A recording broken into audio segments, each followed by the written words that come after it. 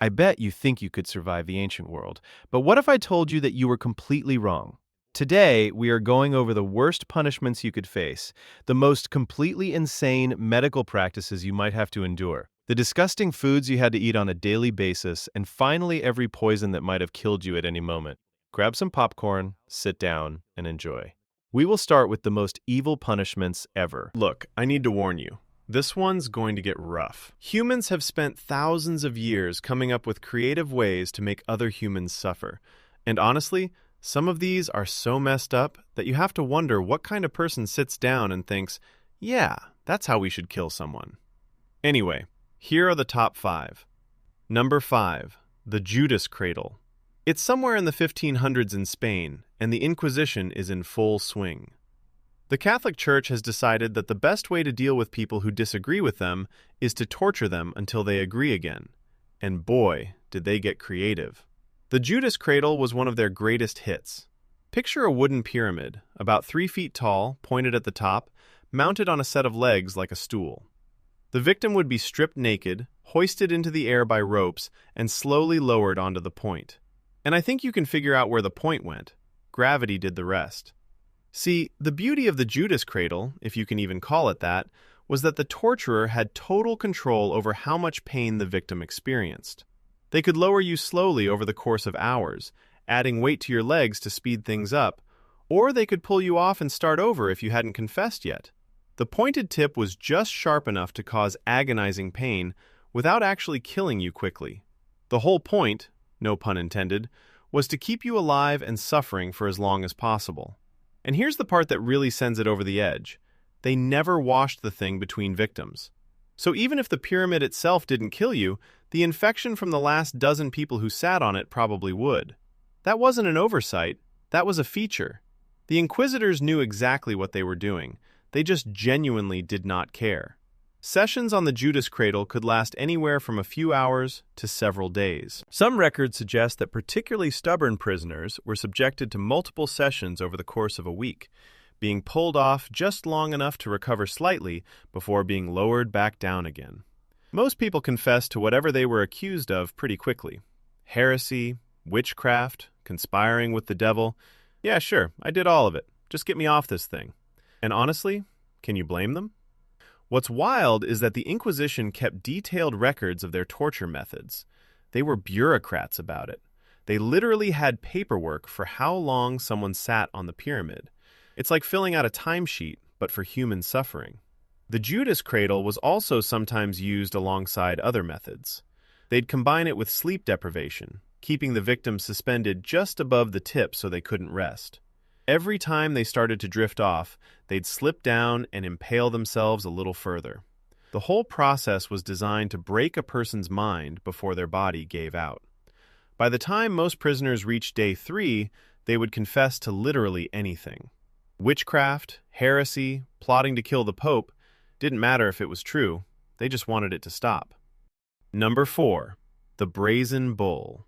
It's around 560 BC, and a metalworker named Paralos of Athens has just invented something he's extremely proud of. He's brought it to the court of Phalaris, the tyrant of Acragas in Sicily, because he thinks this invention will make him rich and famous. It's a hollow bronze statue of a bull, life-sized, with a door in the side big enough for a person to crawl through. And that's exactly what it's for.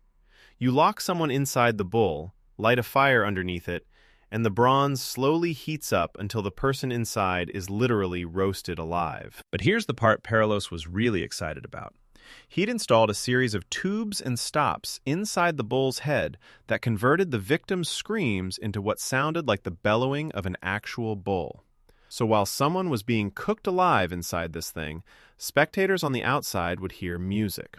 Paralos demonstrates the acoustic system to Phalaris, expecting praise and a fat paycheck. Phalaris is impressed. So impressed, in fact, that he decides the best way to test the invention is to lock its creator inside. And so Paralos of Athens becomes the first person ever executed in his own creation. There's a lesson in there somewhere about not building torture devices for tyrants, but I feel like it should be obvious. Phalaris reportedly used the brazen bull extensively throughout his reign. He was eventually overthrown by his own people, and in a twist that would make even the Greek gods nod in approval, he was executed inside the very same bull. The thing basically came full circle, which is kind of poetic if you ignore how absolutely horrifying it is. The heat inside the bull could reach temperatures hot enough to slowly cook a person over the course of an hour or more. Your skin would blister and peel. Your blood would begin to boil. Your organs would slowly shut down one by one. And the whole time, the only sound anyone outside could hear was the gentle lowing of a bronze cow. Ancient entertainment was absolutely wild. Some ancient writers claim the bones of the victims would turn a sort of jewel-like color from the heat, and that Phalaris actually had them made into bracelets. Whether that's true or just ancient propaganda designed to make the guy look even worse, I honestly don't know. But the fact that it's even plausible tells you everything you need to know about the kind of guy who commissions a machine that turns screams into music. The brazen bull became so infamous in the ancient world that it was referenced by writers for centuries afterward. The Romans reportedly used their own version of it, and some early Christian accounts describe martyrs being executed inside bronze animals.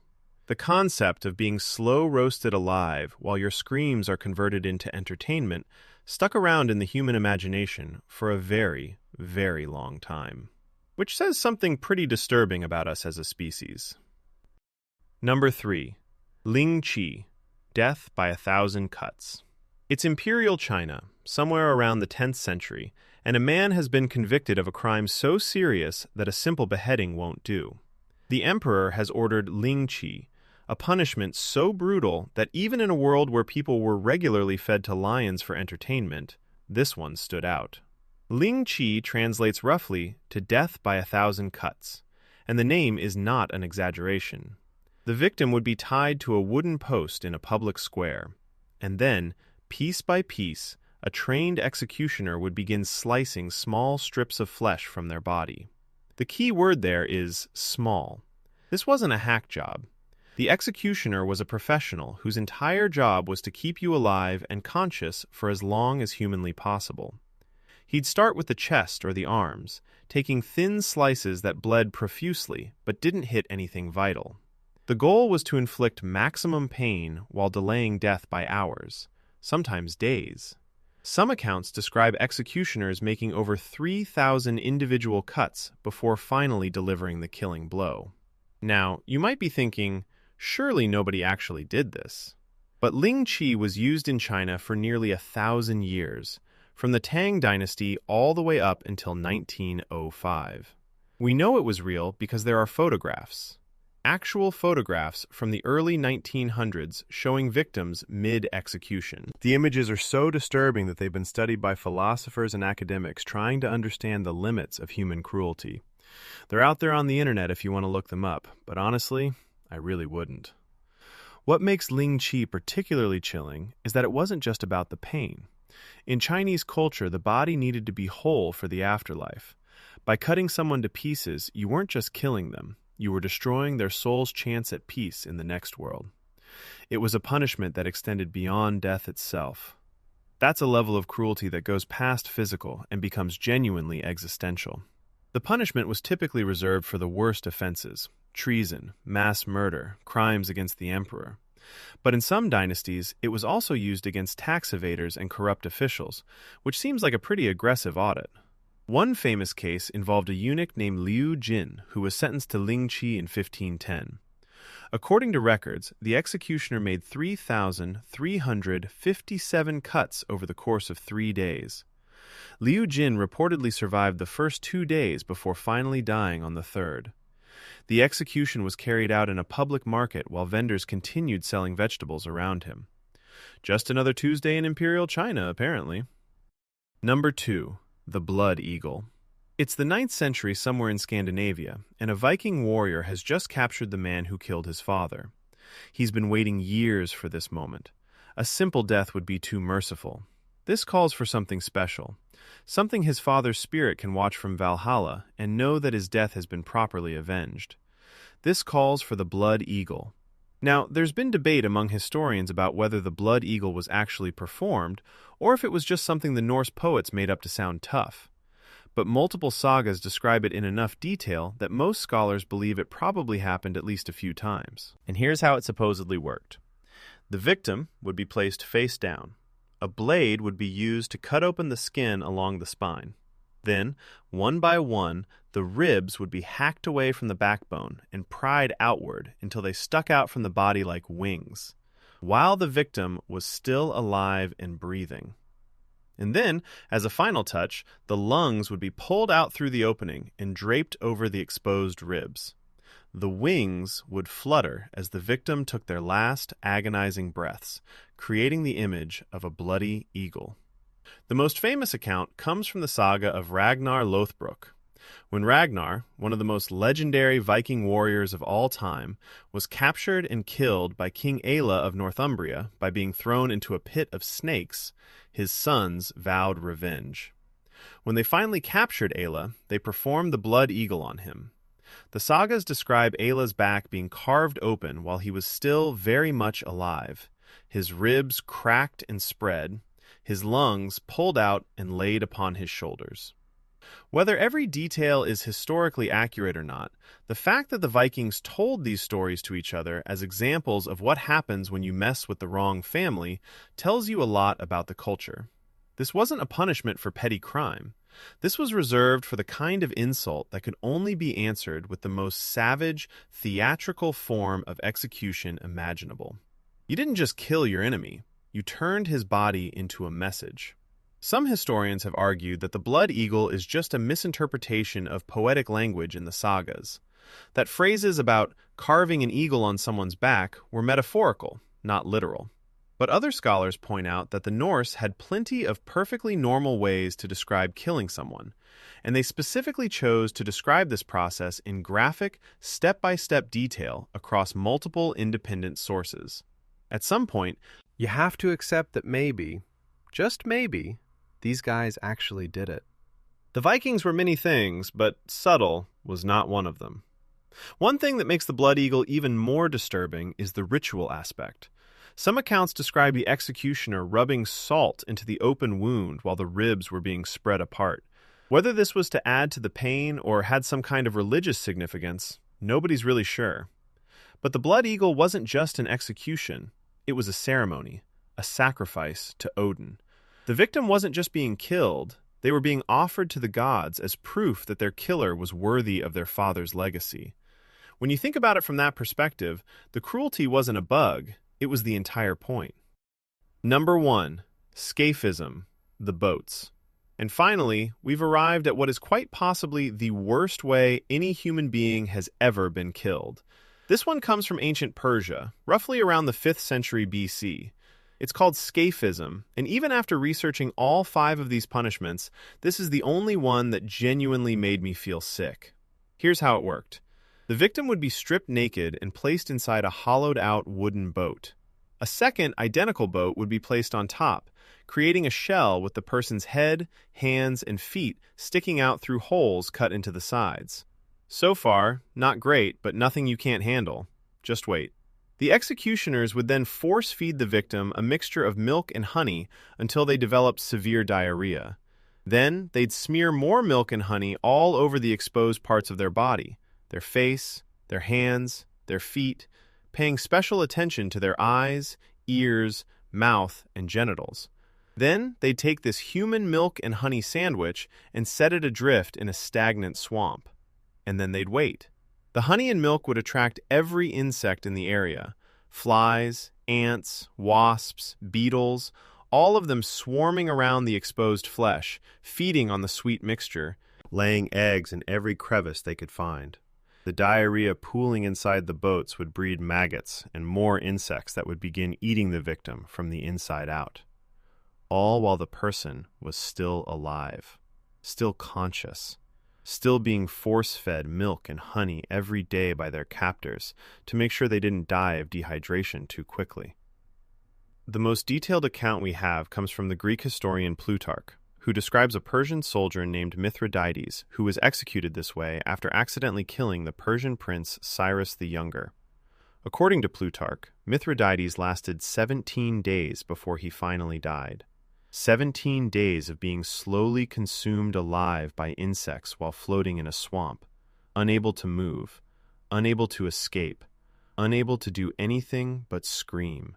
By the time his captors finally pried the boats apart, his body had been so thoroughly consumed that there was barely anything recognizable left. His flesh had been eaten away. His organs were filled with insects. He had essentially been digested alive. What makes scaphism uniquely horrifying compared to every other punishment on this list is the time. The brazen bull kills you in an hour. The blood eagle is over in minutes. Even lingqi, as slow as it is, caps out at about 3 days. Scaphism kept people alive and suffering for over 2 weeks. 2 weeks of insects burrowing into your body, eating you alive from the inside out, while your captors showed up every morning with more milk and honey to keep the cycle going. It wasn't just a punishment, it was a project. And that right there, is the worst thing humans have ever done to another human being. And that's really saying something considering the competition. Anyway, the next time you think you're having a bad day, just remember, at least nobody's putting you in a boat full of honey. Probably. Moving on, we have got ancient medical practices that were completely insane. Trepanation. It's the Stone Age. A person is lying pinned to the ground, fully awake, and someone is scraping a hole through their skull with a sharpened piece of flint. This is trepanation, and it's the oldest surgery we have evidence for, going back at least 7,000 years and showing up on every inhabited continent. The idea is consistent across cultures that never met each other. If someone has headaches, seizures, head injuries, or is acting strange, the problem must be something trapped inside the head. Evil spirits.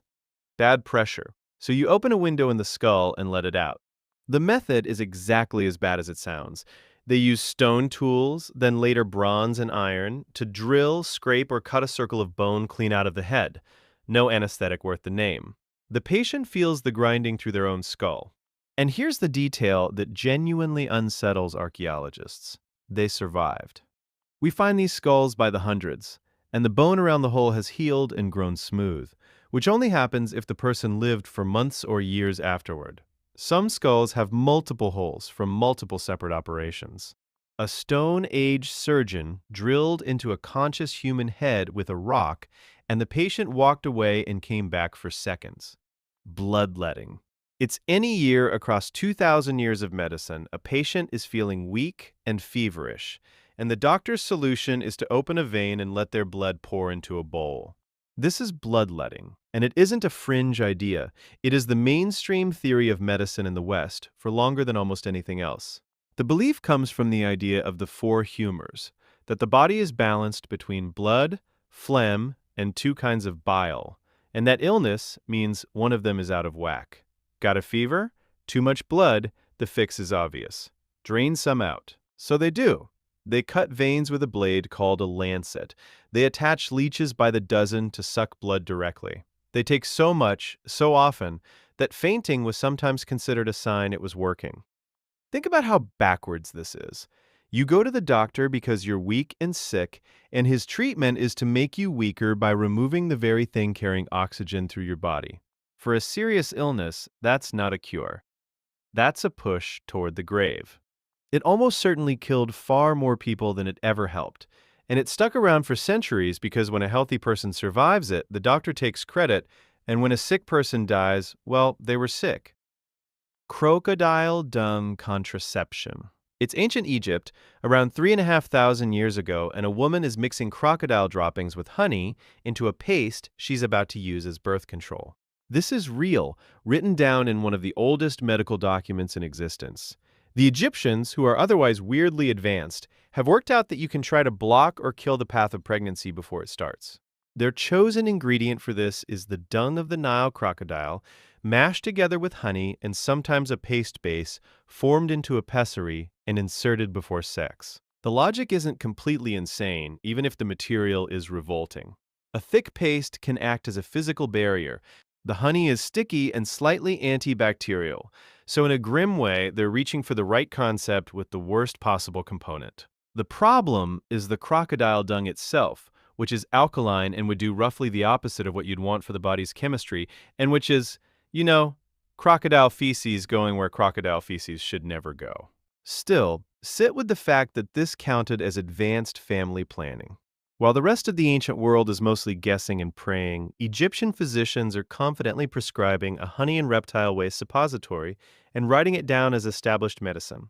Mercury elixirs. It's ancient China. An emperor wants to live forever, and his royal alchemists are handing him a cup of shimmering liquid mercury to drink. Mercury is hypnotic to ancient eyes. It's a metal, but it flows like water.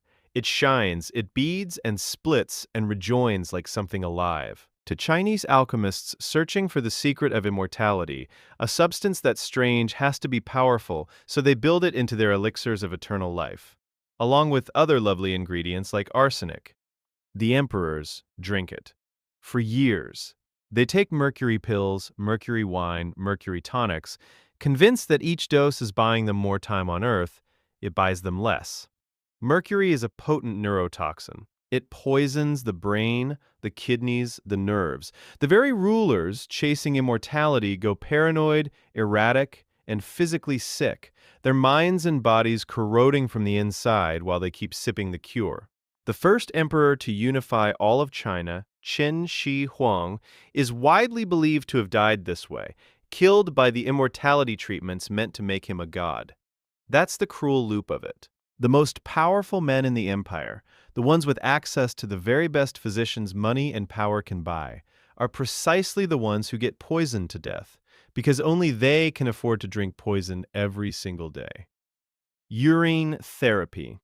It's first-century Rome. A fashionable citizen is gargling a mouthful of aged urine, and they paid extra because this batch is imported. You read that correctly. Romans use urine as mouthwash and as a tooth whitener, and they're weirdly not wrong about why it works. As urine sits and ages, it breaks down and produces ammonia, and ammonia is a genuine cleaning agent and a bleaching one. So swishing it around your mouth really does scrub your teeth and leave them whiter. The Roman poet Catullus actually mocks a man for his gleaming smile by pointing out it just proves what he's been rinsing with. But it doesn't stop at mouthwash. Urine is industrial grade in Rome. They use it to launder and whiten cloth, soaking togas in vats of the stuff so the fabric comes out bright. The demand is so high that the trade gets taxed, and the Emperor Vespasian famously defends the urine tax by holding up a gold coin and asking whether it smells. And here's the kicker on the dental front. The most prized urine, the premium product, is said to be imported from Portugal because Romans believed the urine from that region was the strongest and best for the job. People paid a premium for foreign pee. Theriac. It's the ancient Mediterranean. A wealthy patient is afraid of being poisoned, and a physician is preparing a single medicine with more than 60 ingredients to protect them from everything. This is theriac, the ultimate cure-all and the most expensive medicine of the ancient and medieval world. The recipe is a monster. It can contain 60, 70, sometimes more than 100 ingredients all ground together. Cinnamon, opium, various herbs and minerals, and the signature component that makes the whole thing famous: the flesh of vipers. The viper meat is the heart of the theory, and the logic is a kind of ancient homeopathy. Snakes carry deadly venom. So if you grind up a snake and eat it, surely your body absorbs some protection against venom and poison in general. Fight the snake by becoming a little bit snake. The opium in it, at least, actually did something, since it dulled pain and made people feel better, which helped sell the legend that the whole concoction worked. For centuries, theriac is prescribed for plague, poison, snakebite, fever, basically any ailment you can name. Kings stockpile it. Cities produce it in public ceremonies. And the entire towering reputation of the most prestigious drug in history rests on the idea that the cure for snake venom is a mouthful of minced snake. Cataract couching. It's ancient India. A patient is sitting upright and wide awake, and a surgeon is pushing a needle into their open eyeball. The patient is going blind from cataracts, the clouding of the lens that turns the world into fog. The ancient fix, practiced for thousands of years across India, the Middle East, and beyond, is a procedure called couching, and it is not for the squeamish. The surgeon takes a sharp needle or a small lancet and inserts it directly into the eye, right at the edge of the cloudy lens. Then, with the tip of the instrument inside the eyeball, he pushes the lens. He shoves it off its position and presses it down and back, out of the center of vision, so it sinks into the lower part of the eye and stops blocking the light. And sometimes it works. The patient, who saw only milky fog, suddenly sees shapes and light again because the obstruction has literally been pushed out of the way. But there's no real focus anymore. The infection risk is enormous, and plenty of patients end up worse, in pain, or fully blind. Still, imagine the nerve it takes on both sides. You sit perfectly still while a man slides a needle into your eye, because the alternative is a lifetime of darkness. Gladiator blood. It's the Roman Colosseum. A gladiator has just been struck down on the sand, and a spectator climbs down to drink the blood pouring from his body. This is not a metaphor. Romans genuinely believe that the fresh, hot blood of a dying gladiator can cure epilepsy. The thinking is that the strength and vitality of a young fighter cut down in his prime passes into whoever consumes his blood while it's still warm, and that this raw life force can drive out the falling sickness. So at the games, people with epilepsy or families desperate to help them gather near the kills. Some drink the blood directly from the wounds of the dying. Others pay for it to be collected. When the practice is eventually pushed out of the arena, sufferers turn to drinking the blood of executed criminals instead, chasing the same supposed cure. Roman medical writers record all of this plainly, some endorsing it, a few expressing disgust. Let this one land without a joke. A young man is killed for entertainment in front of a roaring crowd, and before his body is even cold, the sick are drinking him in the hope of stealing whatever made him strong. The horror isn't just the superstition, it's how casually a dying human being became a medicine to be consumed. Electric ray therapy. It's first century Rome. A man is suffering from blinding headaches, and his doctor's prescription is to press a living electric ray against his skull. The fish is the torpedo ray, and it can deliver a real electric shock, strong enough to numb a hand or knock a person back. Roman physicians, including the respected Dr. Scribonius Largus, notice this and decide the jolt has healing power. So they turn it into a treatment. For a pounding headache, you take a live torpedo ray and hold it directly against the patient's head, letting it discharge its shock into the skull until the area goes numb.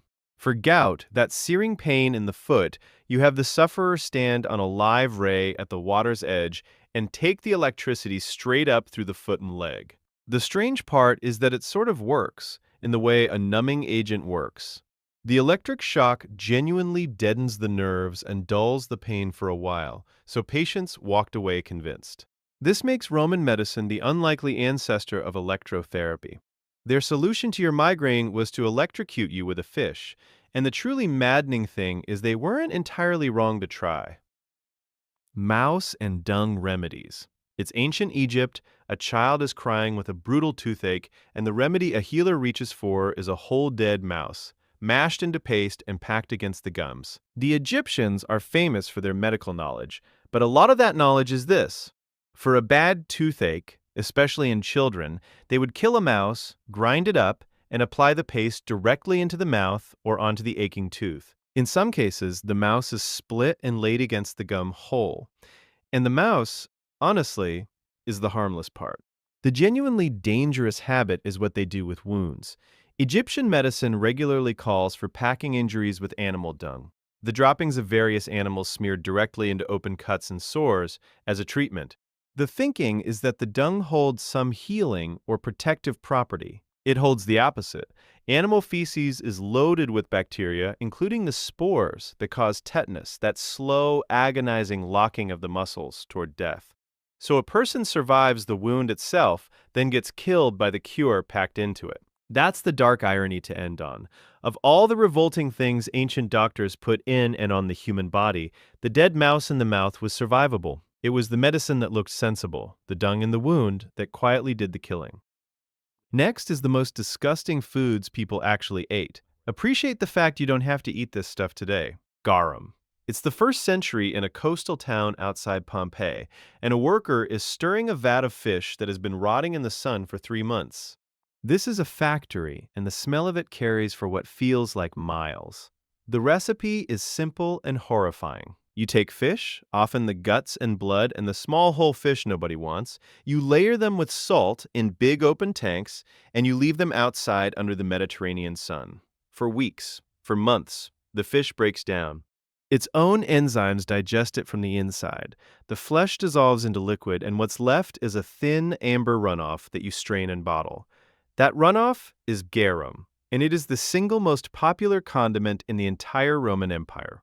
They put it on everything: meat, vegetables, eggs, even fruit. They mix it into wine. The good stuff sells for prices that rival fine perfume, and the smell is so offensive that making it inside city limits is sometimes banned outright.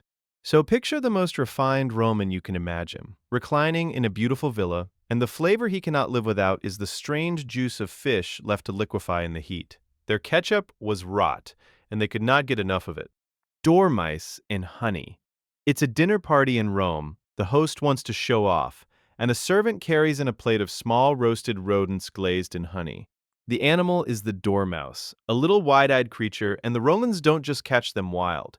They farm them on purpose. There's a special pot for it called a glorarium, a clay jar with ridges running up the inside and air holes punched through the sides. You drop the dormouse in, fill it with acorns and chestnuts, and seal it in the dark. The dark is the trick. The animal thinks it's hibernating, so it does nothing but eat and sleep and swell with fat, packed into its little jar, growing plump for the table. When it's fat enough, out it comes, roasted or stuffed with pork and pine nuts, then dipped or drizzled in honey and rolled in poppy seeds. This is a status food, a snack you bring out to impress guests, sometimes wait in front of the diners to prove how plump your mice are. Sit with the absurdity of that flex. The wealthiest people in the most powerful city on earth are competing over whose fattened dormouse is heaviest, popping honey-glazed rodents like we'd pass around a bowl of nuts. It's not survival, it's a delicacy. The fancier your dinner, the more likely there's a candied mouse on the menu. Spartan black broth. It's ancient Sparta. The warriors are sitting down to their communal meal, and the main dish is a dark, almost black stew of pork boiled in its own blood. The Spartans are not known for luxury. While Athens dines on delicate food, Sparta builds the most feared soldiers in Greece by keeping everything brutal, including dinner. Their signature dish is called melas zomos, the black broth. The recipe is pork, blood, vinegar, and salt, cooked together until the blood thickens the whole thing into something dark and sour and heavy. To a Spartan, this is the food of strength. They eat it together in mess halls, the same meal for the king and the common soldier, part of a system designed to make them tough and equal and afraid of nothing. Here's the part everyone remembers.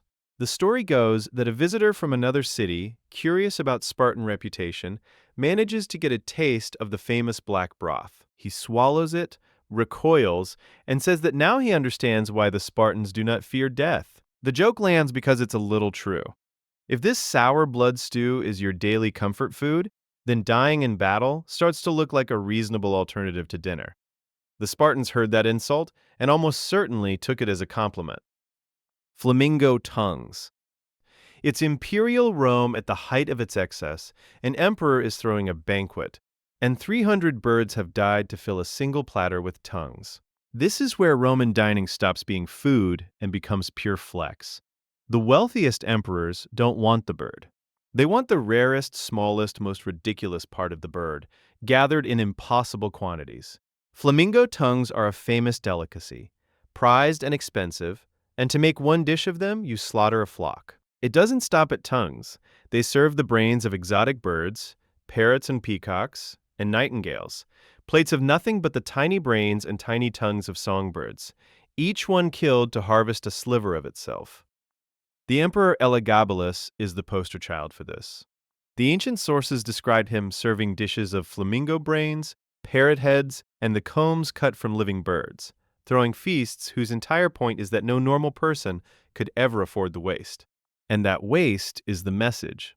Anyone can feed a guest, only a god emperor can kill 600 songbirds so that you can taste a spoonful of their tongues and then move on to the next course. The cruelty isn't a side effect. The cruelty, the sheer mountain of dead animals behind one small plate, is the entire flex. So's wum and udder. It's a high-end Roman kitchen. A cook is preparing the two most expensive cuts in the house, and both of them come from the underside of a pig. The first is the udder. Not just any udder. The prize is the milk-swollen udder of a sow that has just given birth or is about to. The tissue heavy and full, which the Romans consider one of the great luxuries of the table. They stuff it, they roast it, they serve it whole. The second is the womb. The sow's uterus, ideally from an animal that miscarried or was bred specifically for it, is treated as an even finer delicacy. Recipes survive for how to prepare it, boiled and seasoned and presented as the centerpiece of a serious meal. These are not poverty foods, the parts you eat because nothing else is left. They are the opposite. They are sought after, written about by Roman foodies, and priced like treasures. The kind of thing a host serves precisely because it's rare and costly and shows he spared no expense.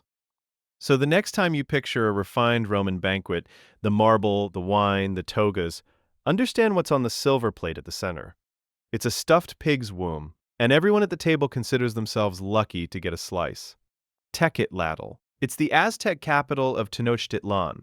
A worker is waiting at the edge of Lake Texcoco, and they're skimming blue-green slime off the surface of the water. The slime is algae, what we'd now recognize as spirulina, and it grows thick on the lake in great floating mats. To anyone else, it looks like pond scum, the stuff you'd warn a child not to touch. To the Aztecs, it's a crop. They scrape it off the surface with nets and tools, gather it into a paste, and then spread it out and press it into flat cakes. They dry those cakes in the sun until they harden into a dense, dark green-blue block. They call it tecuatlatl, and they eat it cut into pieces, sometimes seasoned, treating it like a cheese or a bread. And here's the twist that makes the Aztecs look smarter than everyone laughing at the pond scum. Tecuatlatl is almost pure protein. By weight, it's one of the most protein-rich foods around, packed with nutrients, harvested cheaply off a lake that's just sitting there. The Spanish who arrive later are baffled and disgusted by people eating lake scum. But the Aztecs crack something real. They turn the green film on the water into a high-protein staple, farming the sunlight on the surface of their lake long before anyone sold spirulina in a health food store. Ajautl. It's the same Aztec lake a fisherman is wading through the reeds, and he's harvesting a delicacy made from the eggs of water insects. The Aztecs don't waste their lake. While they're skimming algae off the top, they're also farming bugs in it, on purpose for food. The star product is ahuatl, sometimes called Mexican caviar, and it's exactly what that nickname suggests. It's the tiny eggs of aquatic insects, water boatmen and their relatives, scraped off reeds and plants where the bugs lay them by the millions. To collect it, they set out bundles of reeds in the water as a place for the insects to deposit their eggs, then pull the bundles out coated in them. The eggs get dried and cooked, pressed into patties or sprinkled into dishes, and they taste by accounts faintly shrimpy. And they don't stop at the eggs. They roast and eat the adult water bugs too, a second crop from the same farming.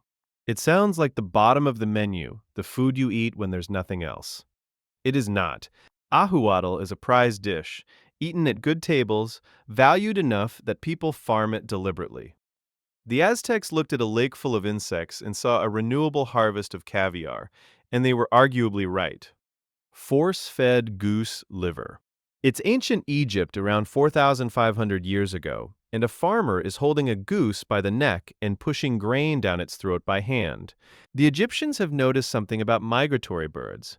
Before a long flight, geese and ducks gorge themselves, and their livers swell up fat and rich as they store energy for the journey. That fatty liver, it turns out, is delicious. So the Egyptians stop waiting for nature. They take the bird and feed it themselves, deliberately cramming far more grain into it than it would ever eat on its own. The liver bloats with fat, growing several times its normal size, soft and rich and pale. Tomb paintings actually show this.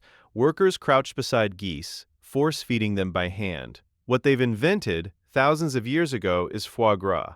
The exact same luxury that sits on expensive restaurant menus today, the same controversial method, the same fattened liver worked out by Egyptian farmers before the pyramids were even old. That's the strange thing about this one. It's not disgusting because it's slime or rot. It's unsettling because it's so familiar. The fancy delicacy you might order at a white tablecloth restaurant is one of the oldest human food hacks there is, and it started with a man on the Nile shoving grain down a goose. Fermented mare's milk. It's the open steppe of Central Asia. A horseman is riding for days across endless grass, and he leans down, nicks a vein in his horse's neck, and drinks the blood without stopping. This is the diet that fuels some of the greatest riders in history, the nomads who will one day ride with the Mongols. Out here, there are no farms, no markets, no bread. There is grass and there are horses, and the horse is everything: transport, weapon, and pantry, all in one. Their daily drink is kumis, fermented mare's milk. They milk the horses, pour the milk into a leather bag, and let it ferment until it turns sour, fizzy, and mildly alcoholic. It's sharp and tangy and slightly boozy, and they drink it constantly by the bowl, as the staple of the whole diet. And on a hard ride, when stopping means losing time they can't afford, they do something that sounds insane and is brutally practical. They open a small vein in the horse, drink a measured amount of blood for the protein and iron, then seal the cut and keep riding. The horse lives, the rider is fed, nobody breaks pace. It's not cruelty and it's not desperation. It's a closed loop of survival, a man and his horse keeping each other alive across 1,000 miles of grass. Fesik. It's ancient Egypt during a spring festival. The whole community is celebrating, and the centerpiece of the feast is fish that has been left to rot in the sun for weeks. The fish is gray mullet from the Nile, and the method is old and dangerous. They don't gut it. They take the whole fish, fresh, and they salt it heavily and pack it away to ferment in the heat, sealed up and left for weeks until the flesh half decomposes into something soft, pungent, and intensely strong. The result is called phasic, and it's eaten during a celebration of spring that stretches back thousands of years. This isn't a forgotten dish. Egyptians still eat phasic today during the same festival, prepared by specialists who've passed the method down for generations. And here's where the fun stops. When fermented rotting fish goes wrong, it produces botulism, one of the deadliest toxins on Earth. Every single year, people are hospitalized after eating badly made phasic. And some of them die. The government issues warnings. Doctors brace for cases around the festival. Think about that thread running unbroken through time. A food the ancient Egyptians made by rotting fish in the sun is still on the table now, still beloved, and still occasionally killing the people who eat it. Some traditions are worth keeping. This one comes with a body count. This next one is every poison used in ancient civilizations and how they worked. The ancient world has 1,000 ways to kill you, and the quiet ones are the worst. No blade, no army. Just a cup handed to you by someone smiling, or a sweet drink you pour yourself. Here are 10 poisons that ran through the bloodstream of the old empires, and the people they emptied. Hemlock. It's 399 BC in Athens, and a 70-year-old philosopher named Socrates is holding a cup that the state has prepared for him. He's been convicted of corrupting the youth and disrespecting the gods. The sentence is death, and the method is hemlock, the city's official tool for the job. Hemlock comes from a plant that looks like wild parsley, which is exactly why people keep dying from it by accident. The poison inside is conine, and it works from the ground up. Socrates drinks, then walks around the room until his legs feel heavy. He lies down. The jailer pinches his foot and asks if he can feel it. He can't. Here's the cruel part. The poison climbs. Your feet go numb, then your shins, then your thighs, and the cold creeps toward your chest while your mind stays completely clear the whole way up. You feel yourself dying in real time, fully awake for the commentary. When the paralysis reaches his lungs, Socrates stops breathing. His last recorded words are about paying back a small debt, calm to the end, narrating his own shutdown. Aconite. It's the 1st century in Rome, and gardeners are being executed for the crime of growing a flower. The flower is aconite, also called wolfsbane, also called monkshood, and the Romans give it a better nickname, the Queen of Poisons. It earns the title. The toxin is aconitine, and it's so aggressive that you don't even need to eat it. Brush the cut leaves with bare hands, and it can soak straight through your skin and into your blood. Picture being a poisoner in this era.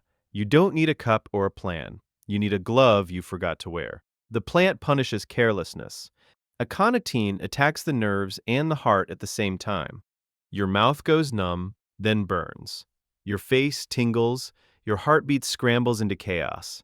Within hours, you're cold, vomiting, and your pulse is firing in every wrong direction until it simply stops.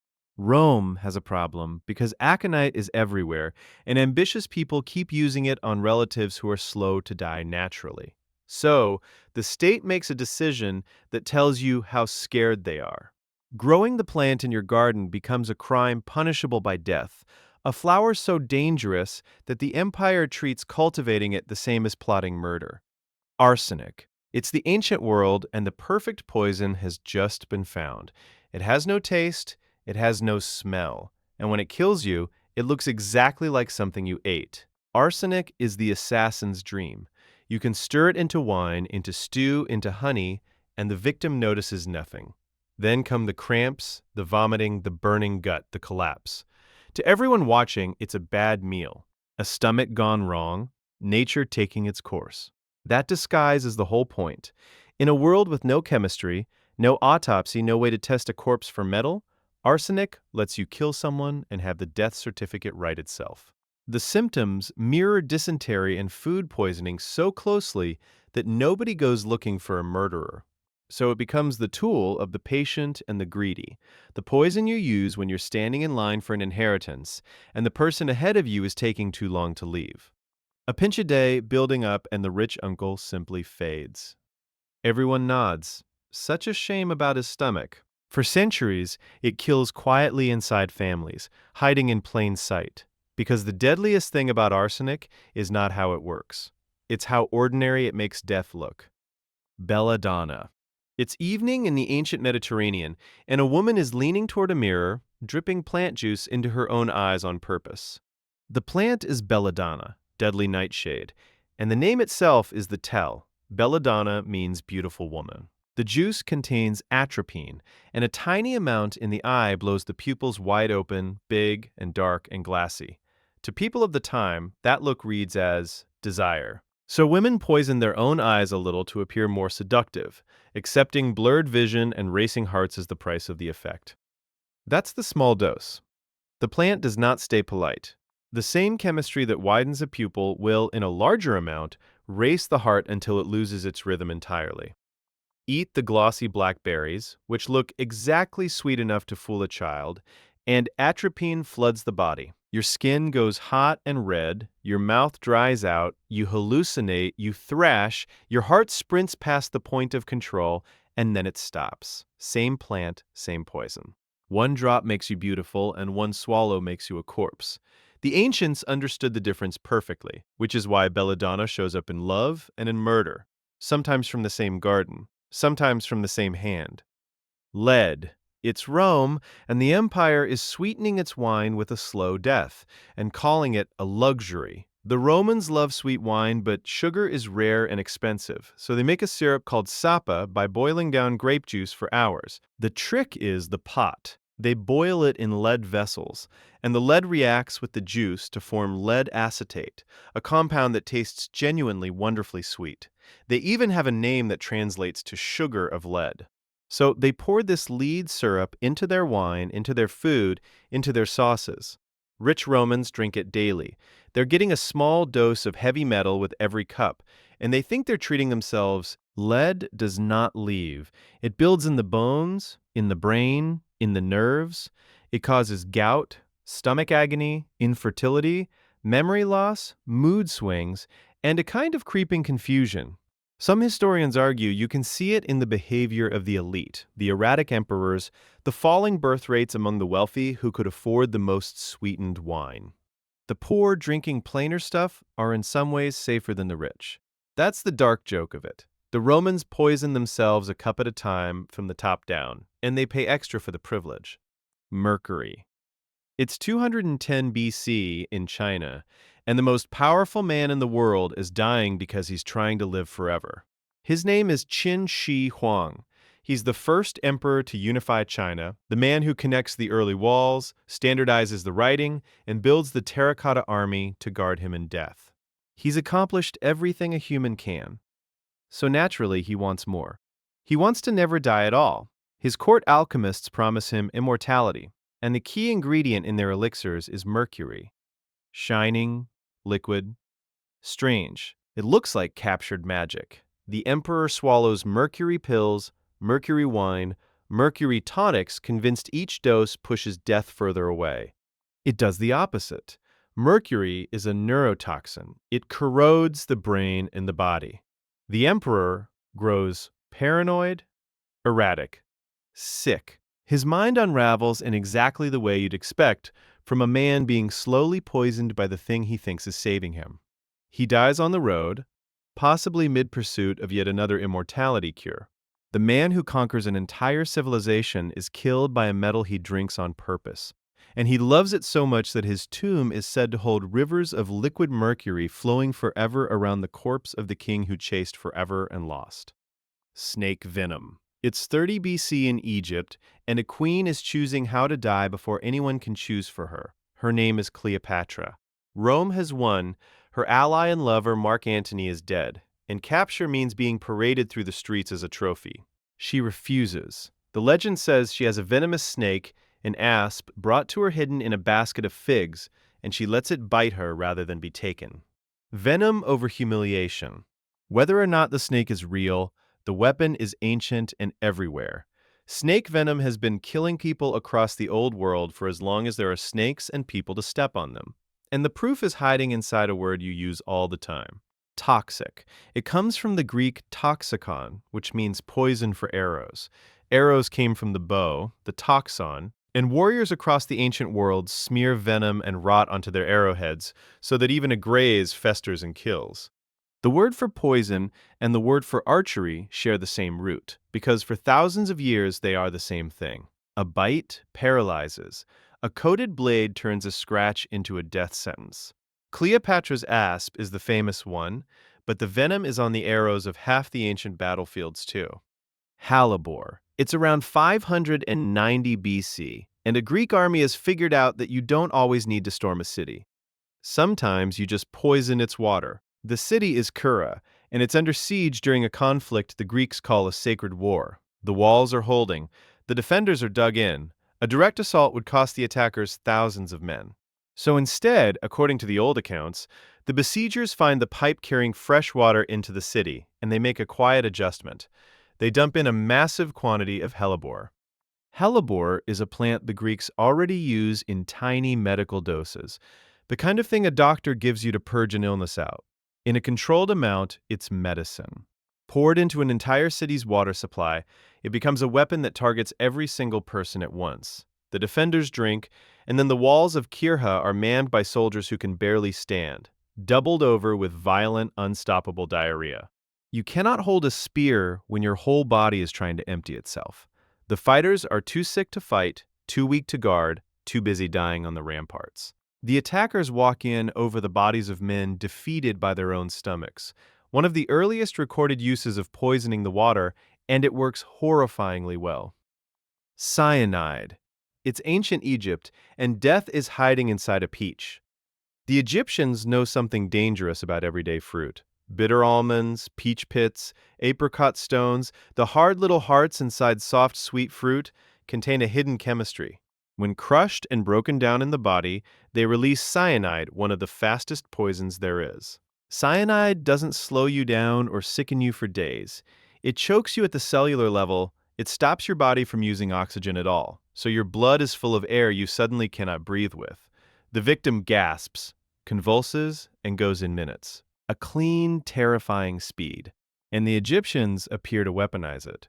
There are references in their world to a punishment, a death by peach, where the lethal essence is drawn from the pits and used to kill. Imagine a method of execution disguised as a fruit. No blade in sight, just the stone from something you'd happily eat at a banquet. That's the unsettling genius of it. The poison isn't smuggled in from some far exotic source. It's already sitting in the orchard, inside the most innocent thing on the table. The ancients learned to crack the pit, gather the death inside, and hand it to you wrapped in something sweet. Strychnine. It's the ancient world of South and Southeast Asia, and a tree is producing seeds that doctors and murderers both want. The tree gives us Nux vomica, and inside its flat, round seeds is strychnine. People use it for both things at once, which tells you everything. In small, careful amounts, it's folded into traditional medicine, a stimulant, a tonic, a supposed cure. In a larger amount, it's one of the most agonizing ways to die that nature has ever invented. Strychnine attacks the part of your nervous system that's supposed to tell your muscles when to relax. It switches that off, so every muscle in your body receives the signal to contract, and nothing tells them to stop. You go rigid. Then it gets worse. Your back arches off the ground because the strong muscles win the tug of war, bending your spine backward into a frozen, straining curve. Your face locks into a fixed grin. The slightest sound or touch sets off another wave of full-body cramping. And the whole time, like the hemlock that opened all this, your mind stays awake for it. You don't pass out, you feel every spasm. The muscles that lock include the ones you breathe with. So eventually you suffocate inside your own clenched body, conscious until the final second, arched and grinning at nothing.